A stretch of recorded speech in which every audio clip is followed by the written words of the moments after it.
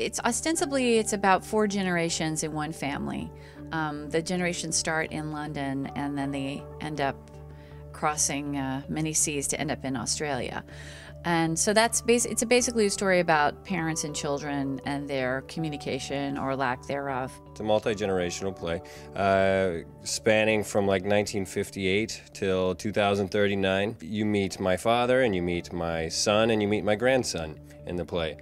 Both my son and my grandson are played by people older than me in real life. There are 4 periods of time in the play, and at the beginning it's a very clear delineation between time, but as the narrative unfolds, those times begin to overlap and merge. And there are 2 female characters in the play that are very instrumental, and they are played both by a younger actress and an older actress. So, you know, their younger self and their older self is quite often on stage at the same time, and whilst they don't speak to each other, there is a kind of emotional dialogue that's going on. It has to do with little things that build, the messes that build up in a family or in a family's history, and how you're ever going to start again when the mess gets so big. Andrew has created like a micro and a macro of that, which is it's down to the individual circumstances of a family, and then to us as a society or as a planet. But the underlying ideas are about how do we respond to change? Are we capable of it? Are we capable of reinventing ourselves as human beings in order to live in a different way?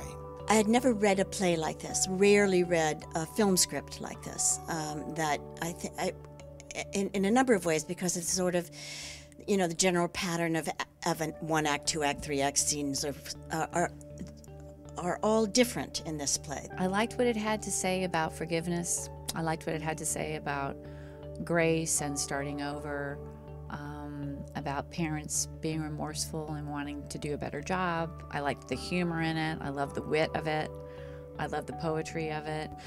The relationships between, for example, I have a few scenes with my mother, and just the conflict that is evident there, that's sort of percolating below the surface, is a lot of fun to play. I don't know how he managed to connect everything so elaborately, how he managed to find just parallels and resonances through so many subjects and tie them all together. It's very visceral. I mean, we can hear them gasp when a few things are revealed. We can hear people crying, we can hear people excited, and we can really feel them on the edge of their seats. It's a little bit like a thriller.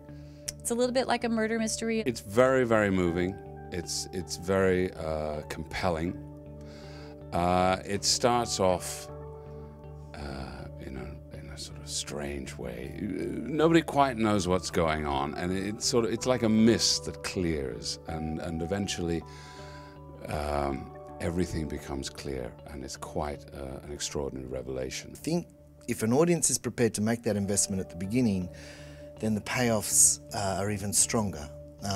Some audience don't want to do that work. They want the story to do it for them.